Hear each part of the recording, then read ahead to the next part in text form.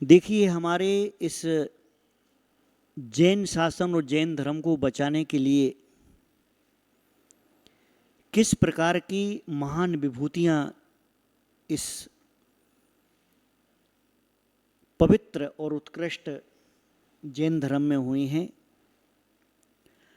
आप सभी लोगों ने अकलंक स्वामी का नाम सुना है। ये दोनों भाई अकलंक और निकलंक बचपन में अपने माँ बाप के साथ में जिन मंदिर जाते हैं और उनके माँ बाप अष्टांग का पर्व में ब्रह्मचर्य व्रत लेते हैं। बच्चे थे छोटे, तो उन्होंने भी इनको बोला कि बेटा तुम भी व्रत ले लो। व्रत ले लिया। जब ये दोनों अकलंक और निकलंक बड़े होने लगते हैं तो वे इनके विवाह आदि की तैयारी शुरू करते हैं। दोनों ही बालक अत्यंत कुशाग्र बुद्धि के थे और धर्म में रुचि रखते थे। तो इन्होंने बोला कि हमने तो ब्रह्मचर्य व्रत लिया हुआ है। तो उनके पिता और माँ कहती हैं कि बेटा वह तो सिर्फ 8 दिन का ब्रह्मचर्य व्रत था। वह बोलते हैं कि हमें 8 दिन का मालूम नहीं था, हमें तो सिर्फ ये मालूम था कि आपने ब्रह्मचर्य व्रत बोला है और मैंने ले लिया। इस प्रकार से उनके माँ बाप फिर मान जाते हैं और बच्चे पढ़ने में बड़े होशियार थे और वे दोनों जब पढ़ाई करते हैं, अध्ययन करते हैं, तो उन्हें लगता है कि इसके आगे की पढ़ाई करना है हमारे लिए और इसको समझने के लिए हमें अन्य दूसरे मतों को भी समझना पड़ेगा। वो समय ऐसा था जहाँ पर जैन धर्म को पढ़ाने के लिए, समझने समझाने के लिए कोई सुविधाएं नहीं थी। उस समय बौद्ध धर्म के बड़े बड़े मठ आदि बने हुए थे और उनमें अनेक प्रकार की उनकी बौद्ध शिक्षाएं दी जाती थी। तो इन्होंने सोचा कि क्यों ना जाकर के हम वहाँ पर सीखें, परंतु वहाँ पर सिर्फ बौद्ध बच्चों को ही लिया जाता था। अब ये दोनों बड़े चतुर थे, होशियार थे। ये भी बौद्धों का बाहर से भेष बना करके, रूप बना करके वहाँ पढ़ाई करने के लिए वहाँ पे गए। देखिए, पढ़ने की अगर ललक है, अगर कोई सीखना चाहता है जिसके अंदर, तो वो किस प्रकार से किसी ना किसी प्रकार से, किसी न किसी उपाय से बहानेबाजी नहीं करता है। पढ़ने वाले के लिए ना तो कोई परिस्थितियां बीच में आड़े आती हैं और ना किसी प्रकार के साधनों का अभाव उसके जीवन में रोड़ा बनता है। वे दोनों बच्चे अकलंक और निकलंक जाकर के बौद्धों के मठ में बौद्धों का साथ में बैठ करके पढ़ने लगते हैं। एक दिन जो उनका बौद्धों का भिक्षु था, वो पढ़ाते पढ़ाते कोई चीज अटक गया। वो बाहर जाता है और ये बच्चे जो है ना उसको ठीक कर देते हैं। वो जैन धर्म से संबंधित था, कोई वाक्य। अब ये आता है और वापस जब देखता है कि अरे ये करेक्शन कैसे हो गया, ये ठीक कैसे हो गया, तो वो मन में विचार करता है कि इनमें से कोई ना कोई जरूर यहाँ पर होना चाहिए जैन, क्योंकि उसके अलावा इतना ज्ञान किसी को हो ही नहीं सकता है कि वो इसको ठीक कर दे। और कोई बुद्धिमान है जो हमारे यहाँ पर आकर के छिप करके और हमारे इस ज्ञान को ले रहा है। बहुत द्वेष था पहले, बहुत भयंकर द्वेष था आपस में। हाँ, तो वहाँ पर वो मालूम करने के लिए बहुत से उपाय करते हैं कि एक मूर्ति रखते हैं और मूर्ति के ऊपर सबको उलांग करके जाना है। तो फिर अकलंक निकलंक एक धागा वगैरह डाल करके और उसको उलांग जाते हैं, तब भी मालूम नहीं चलता है। फिर वो एक युक्ति लगाते हैं जो उनके बौद्ध गुरु थे कि इनमें से मालूम कैसे चला जाए। तो बोले जब आपत्ति या विपत्ति आती उस समय अपने अपने भगवान का व्यक्ति नाम लेता है। तो जब आधी रात में सब लोग सो रहे थे तो बहुत से बर्तन एक साथ गिराए गए कांसे के, दन दन दन बड़ बड़ बड़ बड़। तो सब लोग डर के एकदम उठे और ये भी उठे, तो इनने नमोकार मंत्र पढ़ना शुरू कर दिया। अब बस वो नमोकार मंत्र इनने पढ़ना शुरू किया। वो जो पहरेदार था, सिपाही था, वो यही तो ढूंढ रहा था कि कौन किसका नाम लेता है। तो सब तो अपना वो बुद्धम शरणम गच्छामि बोलने लगे और ये अपना नमोकरण पढ़ने लगे। तो समझ गए। बौद्ध भिक्षु को बुलाया गया कि ये दोनों जो है ना, ये जैन बच्चे हैं और यहाँ छिप करके भेष बदल करके हमारे इस ज्ञान को प्राप्त कर रहे हैं। वो कहता है कि जाओ इनको ले जा करके बंद कर दो और इनको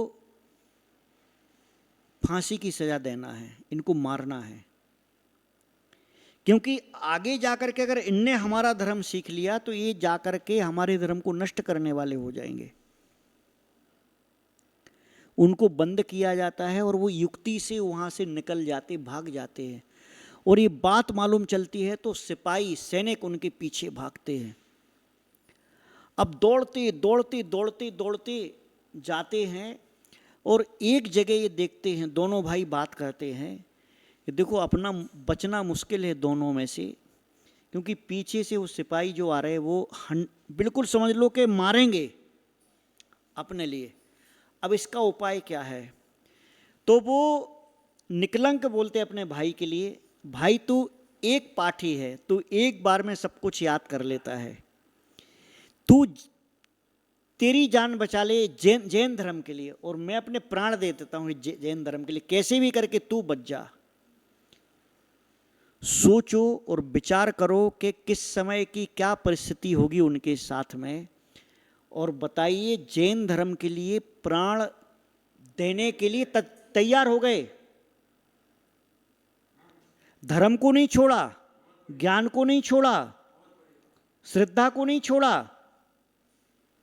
भाई वो चाहते तो अपने प्राण बचाने के लिए बुद्ध धर्म को स्वीकार कर लेते तो उनके प्राण बच जाते। उन्होंने ऐसा नहीं किया। उन्होंने अपने धर्म पर विश्वास करने के लिए, जैन शासन को बचाने के लिए वे दोनों आपस में बात करते और एक वो अकलंक के लिए उनका भाई निकलंक धक्का दे के भगाता, जाओ तुम तालाब में छुप जाओ, वहां कमल हैं, और मैं यहां से दौड़ता हूं तो इस सैनिक हमारे पीछे भागेंगे, कम से कम तुम तो बच जाओगे। क्या धन्य है उनकी परिस्थिति, धन्य उनका समर्पण और धन्य उनका विश्वास। धर्म के लिए प्राण दे दिए। वहां जाते हैं अकलंक स्वामी, वहां धोबी कपड़े धो रहा था। कपड़े धो रहा था तो उसने पूछा, भाई क्या बात हुई, तुम ऐसा क्यों यहाँ पर ऐसे एकदम हाँपते हाँपते एकदम ऐसे आ रहे हो, एकदम गिरते पड़ते। तो वो बोले अकलंक स्वामी के, भैया हम क्या बताएं, पीछे सैनिक आ रहे हैं, वो सैनिक पकड़ के मार डालेंगे, इसके लिए हम यहाँ पर आए हैं, हम यहाँ पर छिपना चाहते हैं। अब वो धोबी जो था ना, वो बोला कि सैनिक आ रहे हैं यार, हमको भी मार डालेंगे, तो वो भी भागा वहाँ से। और अकलंक स्वामी तो छिप गए तालाब में, कमल के उसमें। अब वो क्या हुआ कि वहाँ अकलंक दौड़ रहे थे, निकलंक, और यहाँ पर ये धोबी भी साथ में दौड़ा। अब वो धूल मिट्टी थी तो सैनिकों ने देखा कि यार ये दो लोग तो हाँ वो ही हैं दोनों, वो दोनों की गर्दन काट लेते हैं। वो दोनों की गर्दन काट करके ले जाते वहाँ पर। सोचो तुम कैसा समय होगा, कैसा विकट समय होगा। उस विकट समय में जैन शासन को बचाया अपने प्राणों को दे करके। और फिर बाद में वो अकलंक स्वामी मुनि बन करके, और बात यहीं पूरी नहीं हो जाती। एक बार जब वो वहाँ से तालाब से निकल के गए तो वहाँ पर एक राज्य में पहुँचते। उस राज्य में जो रानी थी, वो रानी का संकल्प था कि हर अष्टानिका में वो रथ निकालती थी जिनेंद्र भगवान का। और राजा जो था ना, राजा उनके बौद्धों के प्रभाव में आकर के बहक गया था, और उसने उस समय रानी को बोला कि अभी तुम्हारा रथ नहीं निकलेगा।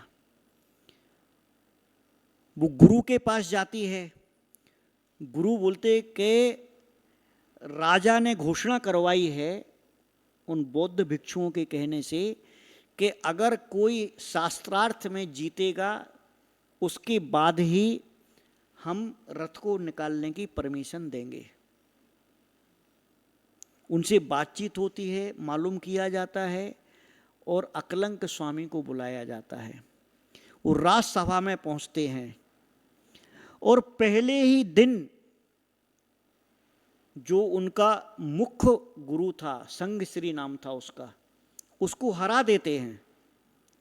अब वो आकर के पस्त पड़ जाता है और रात में देवी की आराधना करता, देवी को याद करता है, अपनी अधिष्ठात्री देवी तारा देवी को याद करता है। वो बोलता है कि धर्म को अगर जिताना है, बचाना है, तो आपको हमारी सहायता करनी होगी। तो बोलते सहायता कैसे करेंगे? तो बोले देखो, तुम पर्दे के पीछे बैठना, सामने अकलंक के सामने बात नहीं करना, और मेरी स्थापना जो है ना घड़े में कर दो। तो बाहर से वो प्रश्न पूछता जाएगा और हम यहाँ से जवाब देते जाएंगे। इस प्रकार से 1 दिन, 2 दिन, 6 दिन, हफ्ता, महीना, 6 महीने बीत जाते हैं। कितने महीना? 6 महीने बीत जाते हैं। तो एक रात में चक्रेश्वरी देवी आती है अकलंक स्वामी के यहाँ और उनको बोलते हैं, देखिए जो लोग देवी देवताओं पर अविश्वास करते हैं या देवी देवताओं के प्रति अपना अनादर या अभिनय का भाव रखते हैं, उनके लिए जैन धर्म के बारे में थोड़ा सा विश्वास अपना सुधारना चाहिए कि आप क्या कर रहे हैं। अकलंक स्वामी के लिए कौन आया धर्म को बचाने के लिए? चक्रेश्वरी देवी आई। और चक्रेश्वरी देवी ने आकर के कहा कि देखो तुम कभी ऐसे नहीं जीत सकते हो। वहाँ पर वो तारा देवी बैठी है और तारा देवी ही प्रश्न का जवाब दे रही है पर्दे के पीछे, वो कुछ नहीं बोल रहा। तो बोले इसका उपाय क्या है? बोले देवी ने बोला कि इसका उपाय है कि वो जो तुम उससे प्रश्न पूछो दोबारा फिर वही पूछना, फिर वही पूछना, तो वो वापस रिपीट नहीं कर पाएगा, तो समझना तुम जीत गए। इन्होंने दूसरे दिन चक्रेश्वरी देवी का स्मरण करके, उनको याद करके, देखिए देवी देवताओं का उपकार कितना है। अभी हमने बताया था पात्र केसरी की कथा में कि पात्र केसरी के लिए जब संदेह हुआ उस समय पद्मावती माता ने आकर के रात में उनको बताया कि सुबह तुम्हारा संदेह दूर हो जाएगा। यहाँ पर अकलंक स्वामी के पास में चक्रेश्वरी देवी ने स्वयं आकर के जिन शासन की रक्षा, ना जाने आप विचार करो कि उस समय की गई रक्षा से ना जाने कितने परिवार और किस प्रकार का जैन धर्म बचा होगा। और वे आते हैं और राजसभा में आकर के प्रश्न पूछते हैं, वापस वही पूछते और वहाँ से जवाब आना बंद हो जाता है और जैन धर्म की वहाँ पर विजय हो जाती है। इस कथा के माध्यम से हमें इन चीज़ों को समझना है कि धर्म का रक्षण, धर्म का जो बचाव है वो तन दे करके, धन दे करके, मन दे करके, प्राण दे करके भी हमें जीवन में अगर मौका आ जाता है धर्म का रक्षण करना चाहिए। और धर्म की रक्षा करने में जो हमारे सहायक हैं, जैसे चक्रेश्वरी देवी ने यहाँ पर सहायता की, तो हमें उनके प्रति अकृतज्ञ नहीं होना चाहिए, हमें उनके प्रति कृतज्ञ होना चाहिए, थैंक्सफुल। हमें उनके प्रति जीवन में थैंक्सफुल होना चाहिए कि देखो उनके कारण हमारा जैन धर्म बचा हुआ है। और ना जाने उन्होंने जिस जैन धर्म को बचाया था उसकी किस प्रकार की जड़ें, किस प्रकार के वृक्ष हम तक पहुँचे हों। बाद में वही अकलंक स्वामी बहुत बड़े विद्वान आचार्य हुए, जिन्होंने तत्वार सूत्र जैसे महान ग्रंथ पर राजवार्तिक आदि लिख कर के महान टीकाओं का, महान ज्ञान का प्रतिपादन किया। हम उनको स्मरण करें, हम उनको याद करें और हम उनको उनके बताए हुए पथ पर आगे चलें। यही मंगल भावना, यही मंगल प्रार्थना।